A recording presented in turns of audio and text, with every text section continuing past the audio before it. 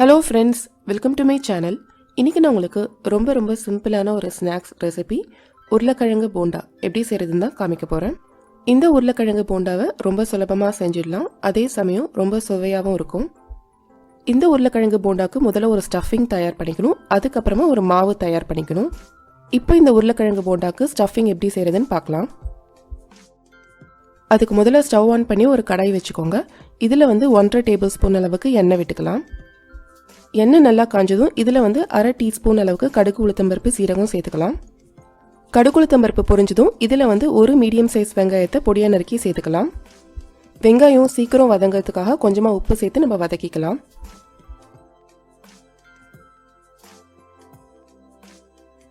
வெங்காயம் ஓரளவுக்கு வதங்கினதும் இதில் ஒரு பச்சை மிளகாவை பொடியாக நறுக்கி சேர்த்துக்கலாம்.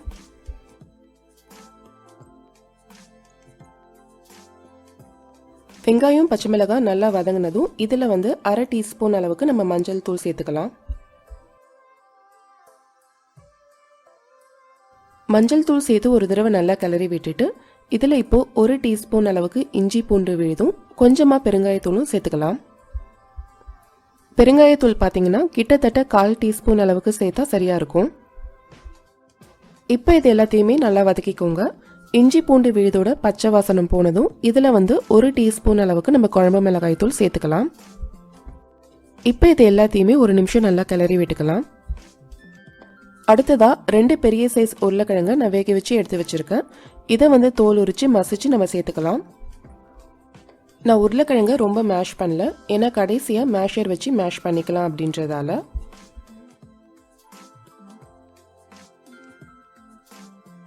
இப்போ நம்ம மசிச்ச உருளைக்கிழங்கு சேர்த்து ஒரு தடவை நல்லா கிளறி விட்டுக்கலாம்.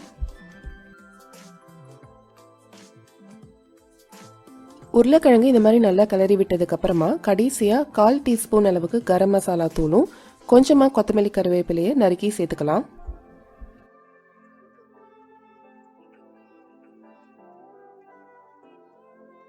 இப்போ இது எல்லாத்தையுமே ஒரு நிமிஷம் நல்லா கிளறி விட்டுட்டு நம்ம ஸ்டவ் ஆஃப் பண்ணிடலாம்.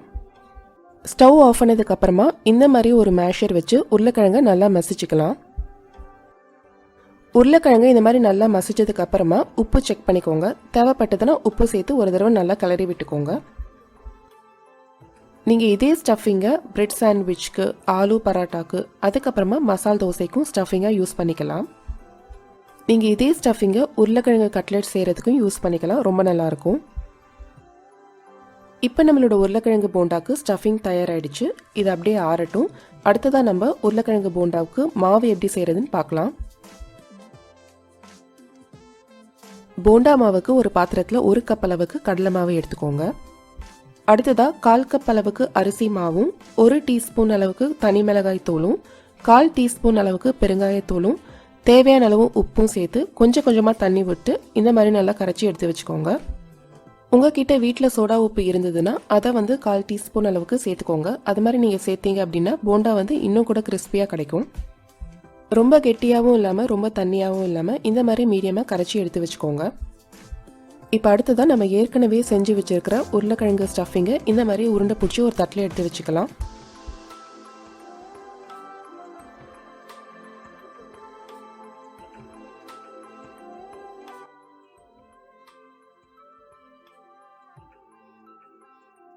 இப்போ நம்ம போண்டா செய்கிறதுக்கு ஸ்டவ் ஆன் பண்ணி ஒரு கடாயில் பொரிக்கிறதுக்கு தேவையான அளவு எண்ணெய் விட்டுக்கலாம்.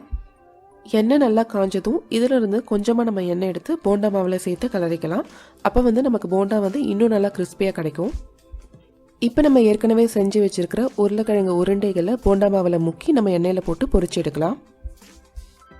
போண்டா எல்லா பக்கமும் நல்லா பொன்னிறமாகிற வரைக்கும் நம்ம பொரிச்சு எடுக்கணும். இந்த மாதிரி பொரிச்சு எடுத்த போண்டாவை முதல்ல நீங்கள் ஒரு டிஷ்யூ பேப்பரில் வச்சுக்கோங்க. அப்போ தான் டிஷ்யூ பேப்பர் எக்ஸஸாக இருக்கிற எண்ணெயை உறிஞ்சிக்கும். அதுக்கப்புறமா நீங்கள் தட்டில் எடுத்து சர்வ் பண்ணிக்கலாம். அவ்வளோதாங்க. இப்போ நம்மளோட அருமையான சுட சுட உருளைக்கிழங்கு போண்டா தயாராகிடுச்சு. இந்த உருளைக்கிழங்கு போண்டாவை தேங்காய் சட்னி இல்லைன்னா டொமேட்டோ கெச்சப் கூட வச்சு சாப்பிட்லாம், ரொம்ப நல்லாயிருக்கும். இந்த உருளைக்கிழங்கு போண்டா ரெசிபியை நீங்கள் கண்டிப்பாக ட்ரை பண்ணி பாருங்கள். இந்த வீடியோ உங்களுக்கு கண்டிப்பாக பிடிச்சிருக்கும்னு நான் நினைக்கிறேன். இந்த வீடியோ உங்களுக்கு பிடிச்சிருந்ததுன்னா இந்த வீடியோவை லைக் பண்ணுங்கள். இந்த வீடியோ பற்றின உங்களோட கருத்துக்களை கமெண்ட் பண்ணுங்கள். அண்ட் மறக்காமல் என்னோட சேனலுக்கு சப்ஸ்கிரைப் பண்ணுங்கள். தேங்க்ஸ் ஃபார் வாட்சிங்.